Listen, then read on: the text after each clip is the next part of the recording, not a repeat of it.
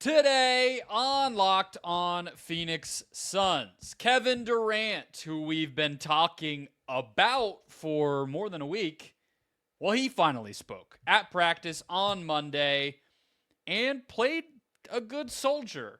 Does that mean things might be easier to smooth over than we thought, or is this just KD getting through the season? Next.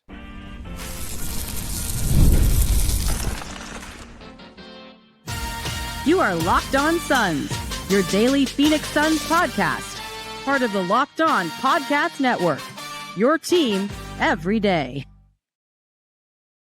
Welcome back into Locked On Phoenix Suns. I'm Brendon Kleen, a staff writer at Awful Announcing and a credentialed Suns media member. Thank you for making Locked On Suns your first listen here on a game day Tuesday. Don't forget Locked On Suns, free and available on all platforms, including YouTube. So click that follow or subscribe button. Do what thousands of other Suns fans have already done. Become an everydayer and get locked on to the Phoenix Suns right here each and every day. Today's episode is brought to you. We'll go with the Locked On Suns daily newsletter. You can check it out at lockedondaily.com. Just type your email address in. Great content. Stay up to date with the Suns, the NBA, this show, and even some fantasy advice. All free for you and supports us big time. All right, joining me as always from the Wild West Valley, my fellow Suns credentialed media member. How are we feeling on this Tuesday, Ben Garcia? I feel great. Hopefully the Suns are feeling good enough to get a win tonight, but we'll see how that goes because last time they played the Grizzlies, it was their C team. There was no Marcus Smart, Ja Morant, Zach Edey. At one point I thought I saw you out there running point guard for the Grizzlies. You weren't there for that game, if I'm not mistaken. That was a New Year's Eve game, and Suns got beat bad. So we'll see how it goes this time around. The Grizzlies do have a way of always, challenging their opponent. They play tough, so we'll see. We'll preview the back-to-back upcoming against two teams at the top of the West to close out the show. We'll also, I think, address something that is becoming a little bit of an elephant in the room in terms of adjustments for the Suns, building off of our conversation from yesterday of getting this whole thing turned around on the court. But first, off the court, as the fallout from the NBA trade deadline continues, Kevin Durant, who is available and healthy coming off of the ankle sprain, little nick that he got last week, and will be playing, which meant that he was available to speak. And was honest as always, Ben, I think, to his credit, always willing to talk about what it is that's going on. And yeah, I thought the first thing he basically said was kind of the table setter here, which was that he got asked, like, okay, you've been through this before, ... And before the reporter could even finish the question, KD said, no, I have not been through this before. And kind of flipped the question back on him a little bit to say, like, no, this is unusual how things played out when you look back at the Suns talking to the Warriors and KD finding out via the Warriors connections that he has when the Suns were in town for a game and everything we talked about yesterday.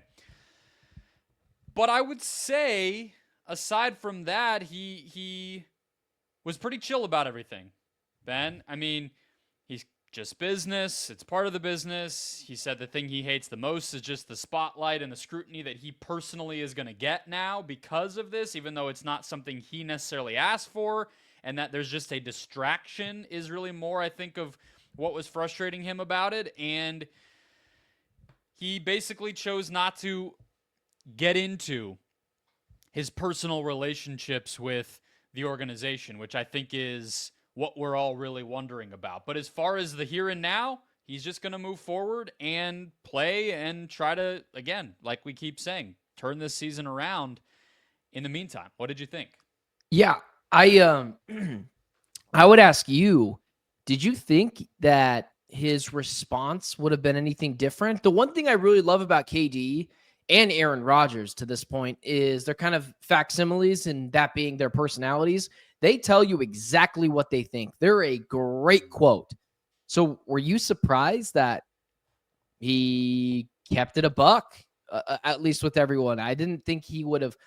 I just don't think he would have been openly upset about everything. Super openly upset. Well, yeah. I mean, I guess No, I'm not surprised at how he handled it, but I don't look at it as being open in the same way that you're saying. I think he was willing to speak and he didn't say no comment, which I give him credit for. But I Yeah. don't think this is the full breadth of how Kevin Durant is feeling internally right now. I doubt that, right? I mean, of course he's pissed. Why would everybody would be pissed? And that's why I started the way that I did, by him saying like, no, let's not get it twisted. I've changed teams via free agency. I personally have requested a trade. I have been traded. I've never been blindsided by my team trying to get rid of me. And so the fact that he went out of his way to frame it that way before he answered really anything, and the fact that, I mean, you would have to be crazy to think that this wouldn't bother somebody. So I think he's still upset. I just think he's being a good guy publicly for the time being. Yeah, and I think so. I wasn't surprised that he said what he said, but you could tell he was talking almost like begrudgingly, so like through his teeth, like, yeah, things were fine. Like he seemed, he looked more upset about it than he was relaying out to everyone else. And I don't think Kevin Durant wants to be put on a spotlight even more for everyone to clip and on social media to go after him. So he said what he said, but I would almost guarantee you that I don't think he hates Matt Ishbia or James Jones, but I think once you cross Kevin Durant, I don't think you can go back from that in terms of Kevin Durant's mind. So I think when he was talked about being shipped off, which you hear some of his other comments about, he specifically used words like being auctioned off. Like that's not a great that's not a great picture to paint in your head. So I think you could tell that he was verbally pretty upset by everything, but he's trying to push it away. He's trying to just get away from it, because this is where I agree with him, and he shouldn't get flack for this, is people are going to come after him because of a team hopper, or no one believes LeBron James actually, or a lot of people believe that LeBron James is what was behind the Luka Doncic trade, and no one will ever think differently, and people will always, that small minority or majority, whatever way you look at it, will always say Kevin Durant requested the trade and is blaming the Suns because that's the only way they see it. When in reality, I think this is what it is. And I think he's pissed, but I think he's just trying to get through the season, man. That's where I saw it. Yeah, he confirmed that he was blindsided and that he kind of wasn't given notice. That was one of the more it's crazy specific things that he did address. He also refuted the idea from Ramona Shelburne, which we had kind of talked about last week, about the locker room being toxic. I mean, that's very subjective. Of course, players are never going to come out and say, what do you think about that in here? What do you think about that? I would guess that the main thing driving any kind of toxicity in the locker room is that they are bad right now. So, So does that mean the Hornets are toxic? I mean, probably. But I also do think that what I've been hammering Matt Ishbia and this brain trust for does trickle down to the culture and the vibe of a workplace, if you just want to call it that, rather than getting into the sports of it. If the leadership is breathing down your neck and you're seeing your name in headlines and you're uncertain about your status and the future of everything going on, you're going to get tight. You're going to get a little bit distrusting of the guy next to you, and all that does matter. So whatever, toxic, I don't care what we call it. I think, of course, the players are going to try to make the best of it until the season ends, but I don't think it takes a genius to say things might be a little bit of an issue right now. Well, I take it to the point of like Kevin Durant's comments where he's like, he said a really long paragraph, but basically saying you don't actually know unless you're in the locker room, which is why he doesn't really believe the things that Ramona Shelburne is saying. Like, I agree with you. If just a team that loses a lot is a toxic locker room, like, I don't actually believe that. I think teams with high aspirations that are completely failing, like, that could be toxic because it's gone south. But when I think of toxic, I think of the Warriors locker room with Jordan Poole and Draymond Green, where he's literally punching dudes. Like, that's what I think is toxic. Do I think guys still get along? Like, yeah, I don't think Booker and Bradley Beal hate each other, or Kevin Durant or Brad, or I think everyone is really frustrated. I don't think it's toxic. I think that's a really lazy word to use. And I didn't believe it when I saw it. I was like, yeah, they're losing. Shocker. Like, you're not breaking any news to us. But I don't think Kevin Durant's about to go over and punch Bradley Beal like it was in the Warriors locker room a couple of years ago. So him basically saying that, I'm like, also, like, I agree with him. How would we know that? I don't know. Like, I haven't seen a story come out that say Brad and Kevin Durant doesn't like each other. There's nothing well sourced about that. Like, maybe Brad feels I feel a little like Ramona scorned. was referencing that she covered the game between whatever the last game was that she had been at in Phoenix, and she was just speaking to but he went even deeper, and he was like, there's this space of time that's available for reporters to come into the locker room pregame. Yeah.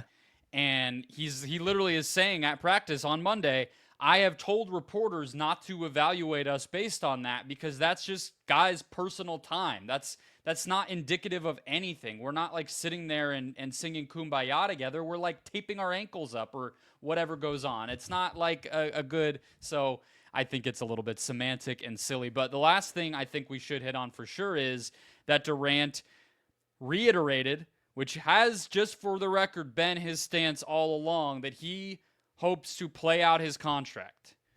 Now, that is not what Matt Ishbia has ever said. Last fall, when they did not come to an agreement on an extension because of the over 38 rule we've talked about a bunch, Ishbia said that they hoped that they would get one signed this upcoming summer. But KD finishing out his contract would not be this upcoming summer. It would be the next summer, and it would be no extension. So they're on different pages here. And that is only growing more glaring as the relationship at least comes into question.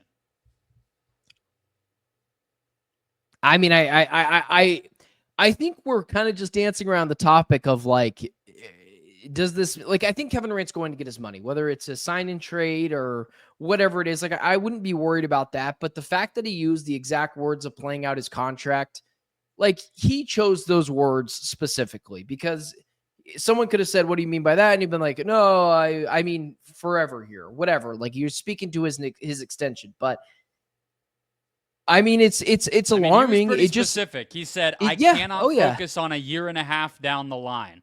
So he's not being vague or copping out there. He's telling you the summer of 2026, I will be a free agent. Yeah, I just don't want to say it because we're still have a couple more months of the season left, but it feels like we're all just hinting at Kevin Durant being gone at the end of the year. And like, as much as that. Exactly, like, it's what we're just hinting at. And if I had to just guess at this point, yeah, I think he'd probably be gone by this time next year. I don't think he's going to be a Sun to start the season next year. I hope that's not the case. I hope the Suns figure it out. I like having Kevin Durant on the team, but like, I mean, the writing's on the wall. When he's specifically saying things like that, Matt Ishbia is floating him in trade rumors. James Jones is floating him in trade rumors. He's caught off guard because of trade rumors. Like, at some point, we got to call a spade a spade. So, and I mean, again, I don't think well, yes, of course, but I think the Suns crossed Kevin Durant. And I think with a lot of people, when you cross someone, people give you second, third, fourth chances, and that's their God-given right to do so. And it's Kevin Durant's God-given right that when the Suns kind of scorned him, didn't tell him about trade possibilities when he's Kevin freaking Durant, which was inexcusable. Kevin Durant's like, okay, that's cool. I mean, Draymond yelled at him once on the sidelines a couple of times, and now he hates Draymond so much so he wouldn't go back to the Warriors. Yeah, but like, I doubt that was the very first time him and Draymond ever had a conflict. I know, but they won 2 championships together. I mean, like, come on. Even if they didn't like each other, you were winning. It's my point. To at least just play devil's advocate, Kevin Durant demanded a trade out of Brooklyn in the summer of 2022. He went back to the Nets and played a half season there and only left the team because Kyrie Irving made his way to Dallas, and the team fell apart around him. So I don't know if it's fully a lock that, once it gets to this point, there's no going back. But I think personally that what the Suns just did to Durant is worse than anything I think Brooklyn ever did to him. So take that for what it's worth. Let's get to Tyus Jones and the starting lineup. What's going on? Why won't this budge? Next. First, today's show is brought to you by OpenPhone. Running a small business means you're wearing a lot of hats. Your personal phone becomes your business phone, and before you know it, you're juggling customer calls day and night. As your team grows, it becomes impossible to manage everything with just your personal number, and that's where OpenPhone comes in. It's the #1 business phone system designed to help you keep your work and personal life separate. For just $15 a month, you get complete transparency and visibility into everything happening with your business phone number. OpenPhone works through an app on your phone or computer and integrates with tools like HubSpot and hundreds of others. It also uses AI-powered call transcripts and summaries, so you'll have a rundown of your calls and action items the second you hang up. And if you miss a call, no problem. Automated messages are sent directly to your customer, ensuring you never miss an opportunity to engage.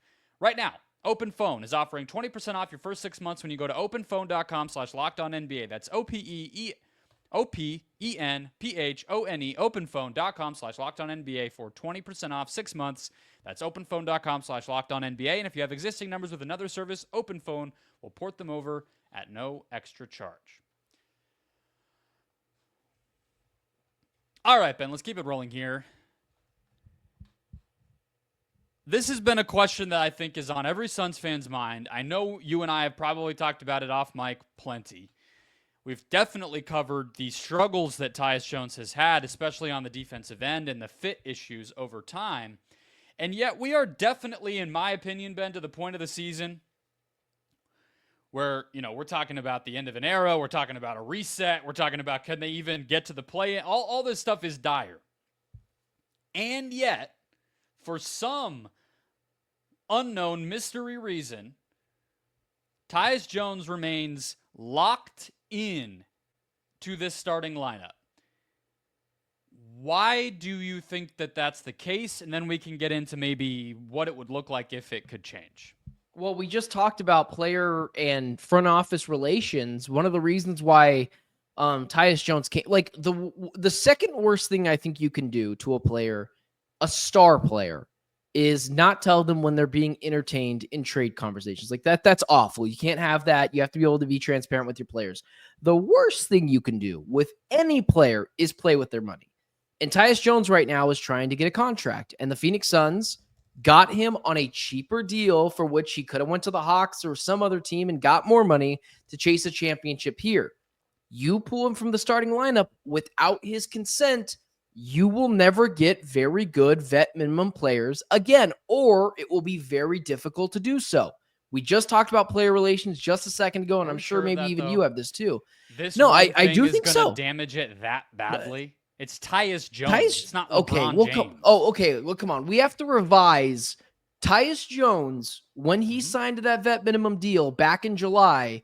Everyone, including you and I, were like, "This is awesome. This is a guy who was going to go for 2 first-round picks at the trade deadline." And now it's completely flipped, which is that revisionist history that drives me insane sometimes, where I'm like, yes, Tyus Jones right now, no, he's not a good player, but that's not what it was when he signed here. Yeah. I'm not trying to revisionist history my way out of saying he's like a bad player, or that it wasn't a good value to get him, or any of that kind of stuff. And even when we're talking about him starting, that's not him playing at all. I'm not trying to say the dude should get DNPs and be banished to, purgatory on this team. I'm just saying that his fit and his limitations as part of this starting unit are becoming a problem. But I do think, to stick on the why he is still locked in here for a second, I'm not just pushing back to be semantic. I'm pushing back because that is the point, right? Like, game 1, okay, it's a fine bargain to make. The dude took a sacrifice financially. He's come into a team where the whole story was they need a point guard, at least one rotation point guard, and he's going to be that. Okay, we all liked it when it happened, like you're saying. Media day, it was like, yeah, he's saying all the right things. He's going to help him play faster, take care of the ball, run Bud's offense, blah, blah, blah. All that's fine. We're 50 games into the season, and it's about to be a disaster. And he's a weak link in that, right? So that's what I'm saying. Those promises go out the window. Bradley Beal got benched. Like, that's a bigger disrespect than this dude. Like, if he goes to Atlanta, what does he make? $10 million? And he's on a more than $3 million. Worse team than the Hawks. We're talking about this guy like he was going to go sign an $80 million Yeah. contract and be the face of Nike basketball. He's a minimum player who gave up $8 million, and you can disrespect him, I promise, because he's playing at a level that has knocked him down from what he was when you made that promise to something less. He's playing worse. Adjust accordingly. That's what your job is as a basketball organization. Like, come on. Yeah. So you asked me why he's still in the starting lineup. Do I think he should be in the starting lineup? No. Like, I'm willing to admit Bradley Beal going to the bench didn't work. But to be fair, nothing has worked. So now I'm like, sure, switch it up. Throw Bradley Beal back in. Going to be kind of hard to throw him back to the bench if it doesn't work. But at this point, who cares? You're 50 games in. I'm just telling you why I feel like the Suns haven't done it yet. I think that they will likely give it to the deadline. And I'm not even arguing with you. I'm arguing with them. Oh, well then, yeah. I mean, I think they're idiots. I mean, all of them. I'm poking a hole in that is insane logic to continue to have when it's this bad. They've kind of operated. That's why, but it's crazy. They've kind of operated on insane logic for the last, I don't know, a year and a half at this point. Like, none of it works, but I'm with you. I mean, the Suns need a spark. And not only that, like, I think we were just all wrong on Tyus. It's so funny because everyone hates Tyus Jones now. Not necessarily you, but just from what I see on social media. And I'm like, listen, the Suns swung and miss again. At some point, it's a cultural issue, not a player issue. I don't know what it is, but Tyus Jones was seen as a great pickup. And everyone's right. Outside of shooting the three ball pretty effectively, he does literally nothing well. But the problem is they also don't let him play point guard ever. So that's like everyone's playing out of position. So at this point, like, I agree with you. Bradley Beal should be in, but I don't think it's going to happen. I at least not until after the All-Star break, which is in like 4 days. Yeah, 2 more games until then. I mean, we'll see. I don't know. Just to go through it though, Tyus's numbers this year, he's like a touch above league average in terms of efficiency, true shooting percentage. His assist rate is way down. His turnover rate is way up, and his defensive metrics are abominable. But what's crazy is, and his steal rate is down, like individual stuff as well as on off, whatever way you want to slice it, the defense has been bad. And you don't even need me to tell you, if you turn on a game, he's just getting eaten up. And the effort's been, frankly, not what you want it to be. It's just not, it's not going well. And so what's crazy is I looked this up. All 4 of the big 3 and Tyus on the court together outscored by 7 points per 100 possessions so far this season. Bad. But what's weird is it's mostly offensively. I mean, there's no lineup you can try to slice off that's good defensively for this team. So, like, that's kind of just part of it when you're looking at this stuff. But the big 3 on, Tyus off, about the same exact amount of minutes, plus 7 per 100 possessions. And the offense is soaring. 125.3 offensive rating. That's about what it was with the big 3 overall on the court last year, which was like the little sliver of hope you would have taken from last season, which was, hey, when they played, they actually played pretty well. And that was the number you would have pointed to. It's still that number, but only when you put Tyus on the bench and get him away from this group. And so that's about as good of evidence as you could possibly need to say, put those 3 dudes on the court together and him not on the court and see if that can work. Your season's on the line. Like, what more evidence do you need? Forget what promises you made him. What are we doing here? I just want to point out that our chemistry is so good at this point that I was going to look up that statistic, but I was like, no, Brendon's going to have it and I'm going to be able to react to it in real time. I did not realize it was virtually the same as it was last season.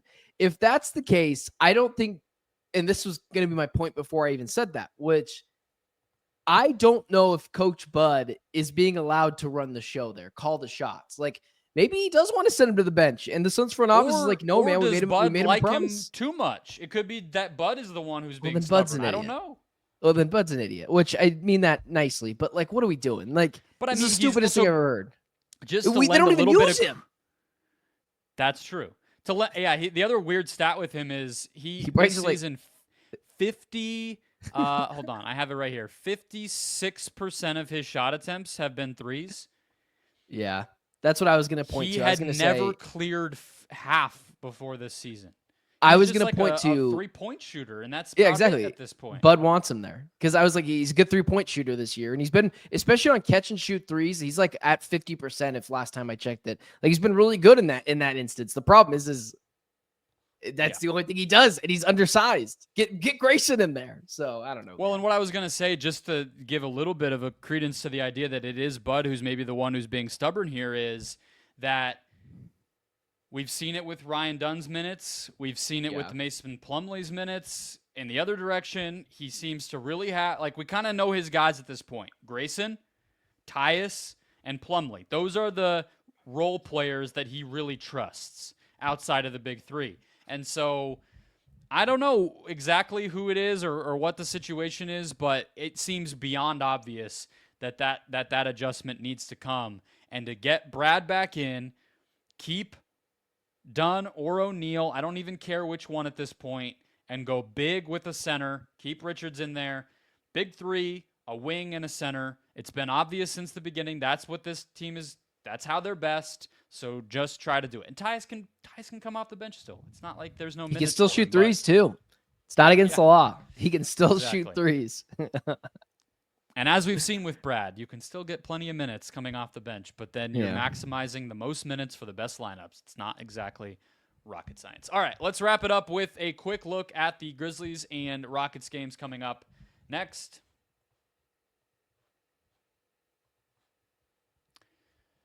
All right, let's close it out.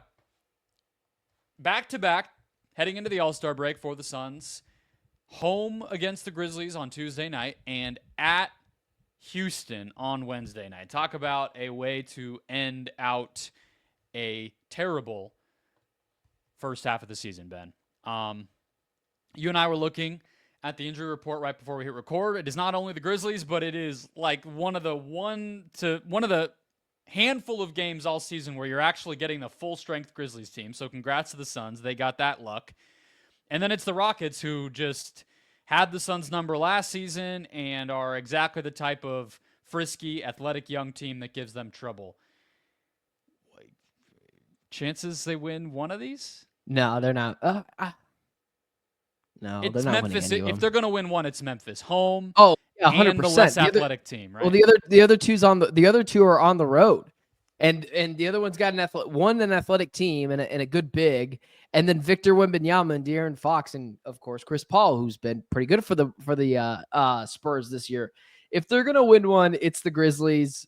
I don't want to be the Spurs negative. games after the break. We're just talking about the ones here next. Oh, that says 220. I thought it said. Yeah. Anyways, they're not winning either of those games. I mean, if they're going to, then yeah, like it'll be the Grizzlies. They're not going to beat the Rockets on the road.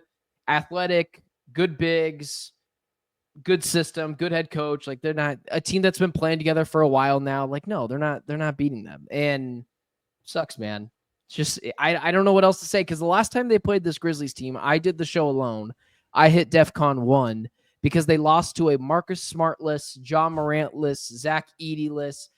Jaren Jackson Jr. played in that game. He was a monster, but I'm pretty sure that was and Desmond Bane played in that game. Those two guys were monsters. Everyone else, it was, Brendon. I'm pretty sure he was playing in that game because he didn't do the show with me, and they just ran out whoever they wanted to and annihilated the Suns. That was on New Year's Eve, and so now they've got the whole crew.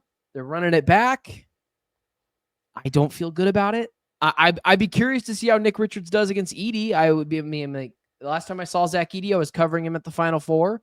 That'll be fun, but I mean, do you want to go if this 28 and 26 just feels a lot different to me than 26 and 28 going into the break, and it just sucks, man. 'Cause I just don't have a lot of faith that they're going to be able to beat either of these two teams. The Grizzlies are big and they're really good defensively too. The thing about it is, like, they as a team, we as people who care about the team, cover the team, got to get used to winning games you shouldn't, because they have the worst, hardest schedule the remaining way. Like, that is also just the cherry on top of this whole thing. Is it's not going to get easy. There's not going to be a lot of games where they just had that go into it. Look, exactly. January was that, and they didn't take care of business the way that they needed to. The one silver lining I would throw out is that Booker has tended to play pretty solidly against Memphis historically. he played like crap on New Year's Eve. He was 4 of 20 from the field. But if you think back to the game around Thanksgiving last year where KD and Beal were both out, he kind of won that one single-handedly. He's had some decent games against the Grizzlies over time, and they're a little bit of a less – I mean, Jalen Wells they have now, but aside from him, like it's not quite the full defense. There's no Dylan Brooks here anymore, so maybe you could see him have a big game, and that would go a long way. They did only lose by 5. I know that it was a lot of injuries in the last game, but it wasn't like a blowout or anything. Well, no, that game wasn't close. The Suns came at the end of that game. They helped close the gap a little bit, but it wasn't close. They were down 14 at halftime. Yeah, game wasn't. It was. They beat them wire to wire pretty well.